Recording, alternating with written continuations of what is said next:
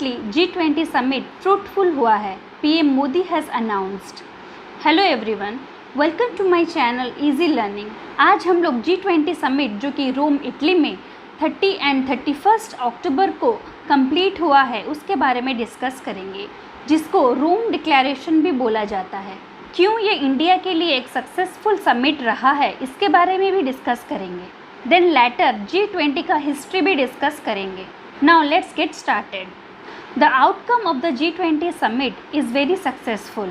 World leaders elaborately discuss about the outcome of the summit, such as fighting against pandemic, improving health infrastructure, boosting economic cooperation and innovation. It was the 16th meeting in Rome, Italy. G20 leaders also accept this Rome declaration and the motto is People, Planet and Prosperity. Rome Declaration gave strong message on health section, that is COVID-19 immunization. Let's see tweet from our PM after G20 summit. Before knowing all about G20 summit 2021, let's check the history of G20. पहले check कर लेते हैं G20 countries कौन से हैं. पहले G7, then G8 and then G20 countries बने हैं. G20 19 countries and European union का सम्मिलन से बना है. It was started in 1999 after Asian financial crisis. At that time, finance minister and governor of major economy बैठ के डिस्कस करते थे financial crisis of the globe.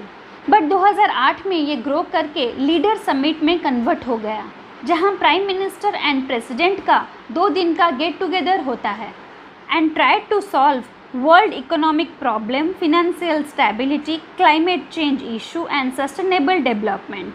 यहाँ सीनियर ऑफिसर्स को शेरपा बुलाया जाता है. शेरपा वो होता है जो कि लीडर से पहले जाके सारा कुछ डिस्कस करता है, देन वो ही प्रॉब्लम सामने लाता है. Basically Sherpa is helps to guide their leaders in difficult terrain like Himalayas. Sherpa पहले जाके अपने लीडर को गाइड करता था.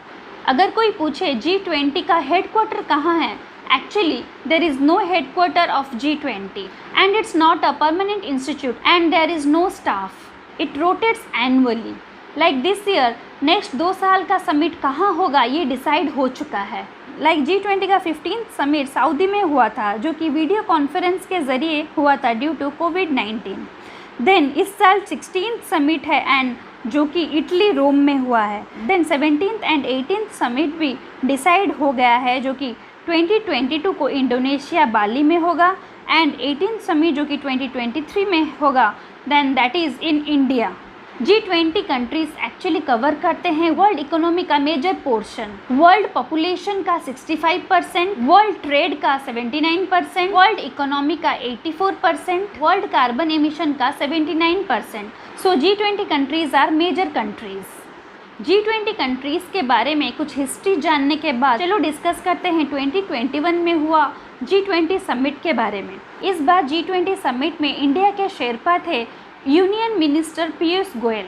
यूनियन मिनिस्टर पीयूष गोयल ने कहा है G20 लीडर्स एग्री हुए हैं WHO के द्वारा COVID-19 वैक्सीन का इमरजेंसी यूज़ को स्ट्रेंथन करने के लिए. It is also discuss that COVID-19 immunization is global public good. सारे गरीब देशों में 100% वैक्सीनेशन करने का भी दावा किया गया है. उन्होंने ये भी कहा है WHO must accept COVID-19 vaccination of India at the earliest. India ने भी दावा किया है हर साल 5 बिलियन कोविड वैक्सीन तैयार करेगा.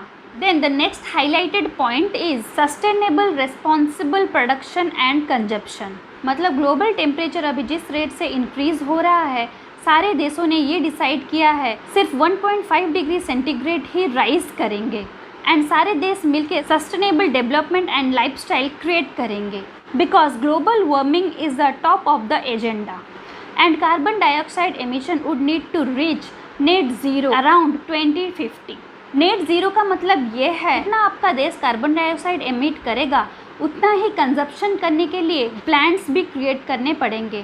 जितना आप एमिट करोगे उतना शकआउट होने के लिए प्लांट्स भी ग्रोथ करने पड़ेंगे एंड टेक्निक्स भी क्रिएट करना पड़ेगा. इसका मेन रिस्पॉन्सिबिलिटी डेवलप्ड नेशन की तरफ जाता है, जो कि फिनेंशियली एंड टेक्नोलॉजिकली सारे देशों को हेल्प करने के लिए ट्राई करेंगे.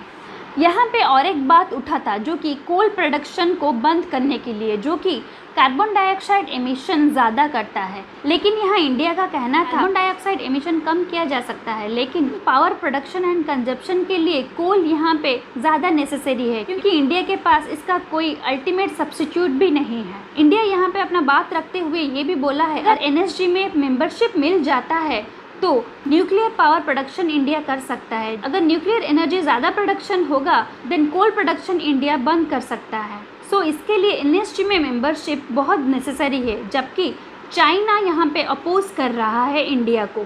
India also raised issues of farmers that to improve for the livelihood of small and marginal farmers by providing them subsidies. G20 countries also accept to extend the debt service for low-income countries that debt payment at this critical time.